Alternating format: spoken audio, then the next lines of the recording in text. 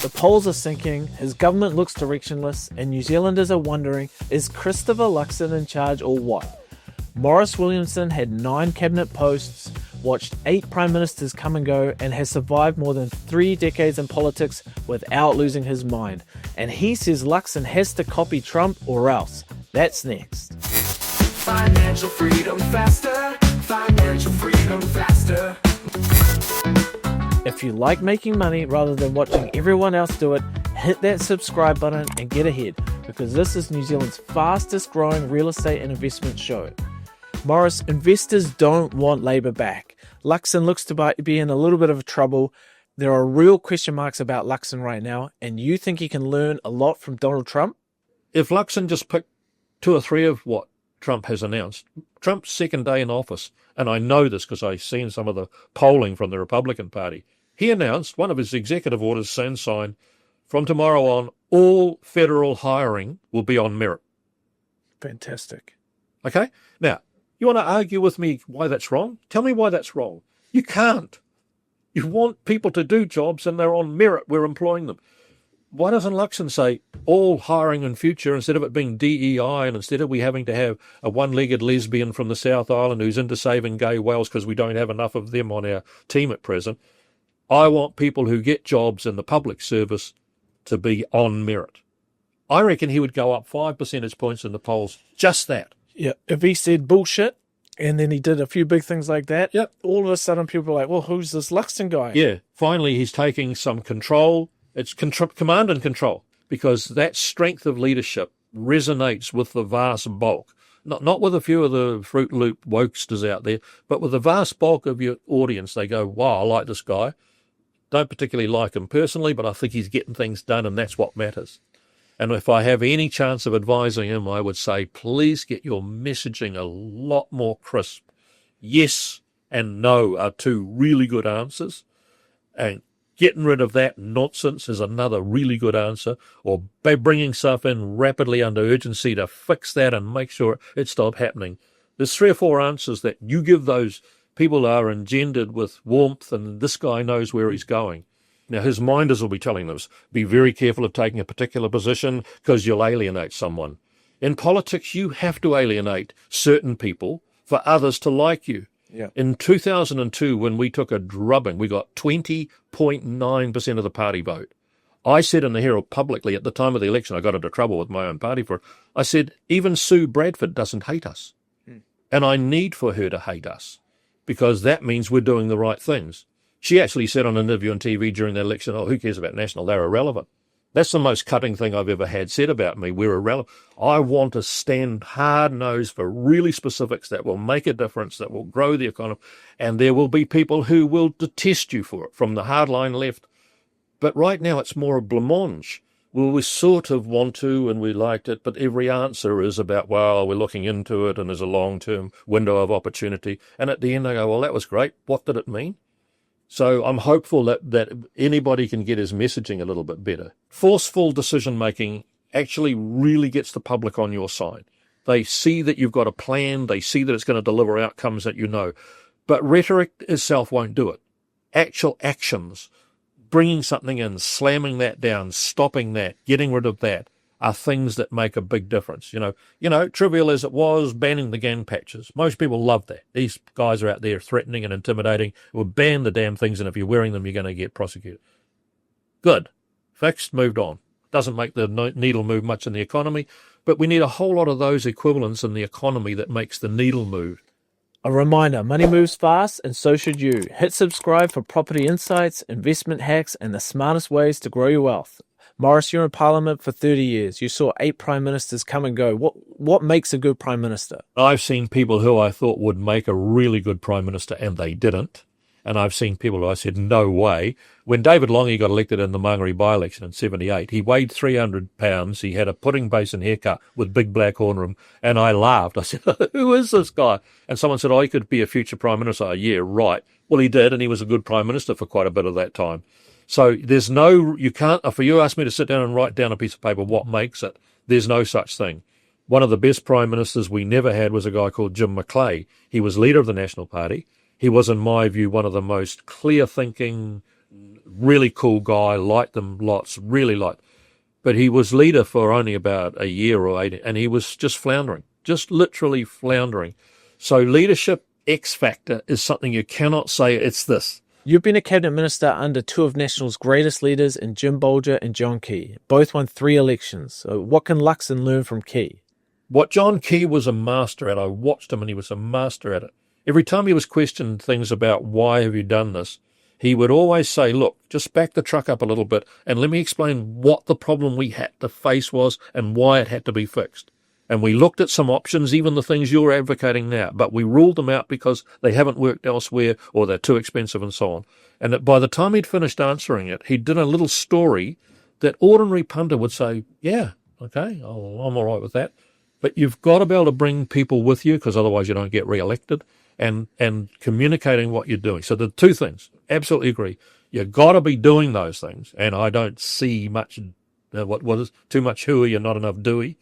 You've got to be doing them fast and rapidly, rolling them out, bang, bang. I mean, the benefit of the Trump period is just bang and bang and bang, bang, bang.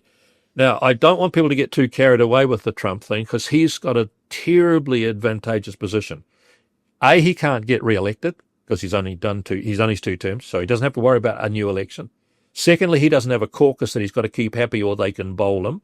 And they're worried about their next election and a whole lot of backbenchers losing their seats. He doesn't have a political party anymore because he's basically gutted the Republican Party and said, I'll tell you what we're doing. And so whereas he can just daily get up and say, I'm announcing today this, now that. Okay, but Luxon has something in common with Bolger. Bolger had Winston as his deputy prime minister. How was Bolger so good that when he's like Luxon lacking in that charisma department? He got Winston into the fold after he'd had a huge falling out, and you'd go up to the 9th floor some nights and the Bolger would be sitting there late at night with a glass of scotch, not drunk or anything, but just a glass of scotch, and chatting through with Winston about how we could accommodate what was needed and where it was going and so on.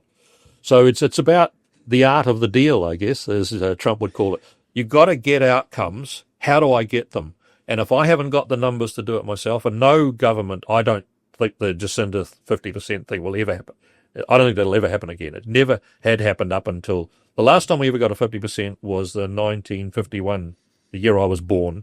It was caused by the waterfront strike when Sid Holland got 50.05 of the vote, because the country had been brought to its knees by the waterfront strike and they wouldn't allow any boats to move or goods to move and so on.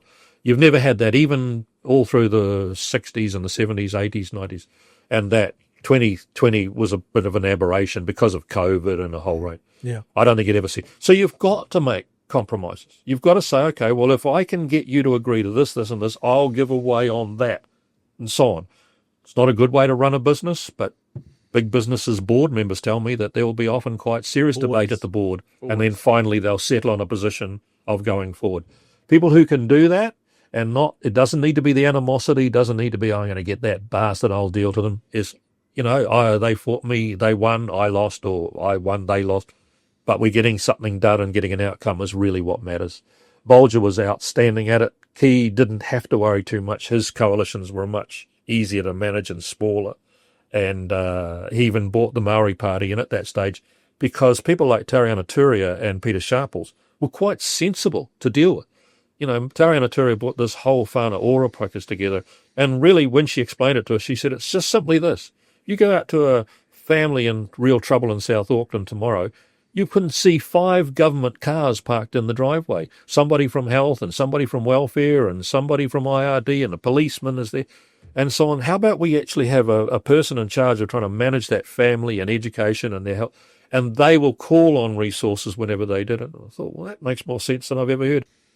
A reminder, wealth isn't luck, it's strategy. Subscribe for proven property investment tactics and financial insights to turn into real estate profit.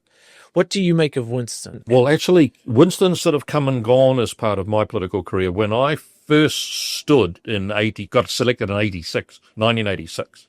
Winston was a National Party front bench member, and he came here to Pakuranga and helped campaign for me, and we were good friends. And then we went into government in 1990, and we were still good friends. We sat next to each other in the caucus room and chatted and so on. But I didn't agree with some of his stuff. I didn't agree with his anti-immigration stuff. I thought we need immigrants, especially ones that will benefit us. I don't think even more today. Even more so. We need more talent, we need more ability, and the more we can bring in, the better. But we will always remained good friends, and today we are still incredibly good friends. We chat regularly and so on. I like the guy. I don't like some of his policies. And I think Kiwis just need to remember that, right? You look at America, and it's broken. Yeah. Left and right, red and blue. Doesn't need to be. And in politics, disagreement can be a positive thing, and you can work. It's vital. Disagreement is vital because if you all agree, you just get a complete sort of bland nothingness. Yeah, and you would imagine that polarizing political figures like Seymour and Winston would be encouraging Luxon to take strong stands on things, but he doesn't seem to be doing it. Yeah, well, see, if you take something like the Treaty Principles Bill, and I'm really hot on that issue, I, as minister, used to write my own legislation, and very few ministers do. I mean, I don't write the last bit because lawyers come in and put all the wordsmithing and the notwithstandings and the what so forevers. But I used to sit down with bullet points and say, I want a bill that does this, this, this, this, and this. And I give it to officials. A couple of days later, in they come. A bit of a problem here. I said, what? They said, well, we get what you're trying to do and sympathise with the direction of travel, but you'll find you've got a lot of the stuff that's in breach of the principles of the treaty. And I said, well, can you tell me which ones? Well, not really. Well, I said, well, can I get a list of them? Well, there's not really a list. I said, well, you just said there's something called the treaty principles. I want to see what they are and work out what I can do to change my legislation. I don't want to break them. I want to work within them. Yeah, that's a moving target. Depends on what a judge might rule next week. The Waitangi Tribunal have already impacted. I said, well, how? You can't run a business if you don't know what the laws of the land are and what the tax rules of the land are and so on, or else you could be anywhere, whatever. And so I like the idea. I don't necessarily agree with the principles that he's landed on. I don't agree or disagree. I'm not sure.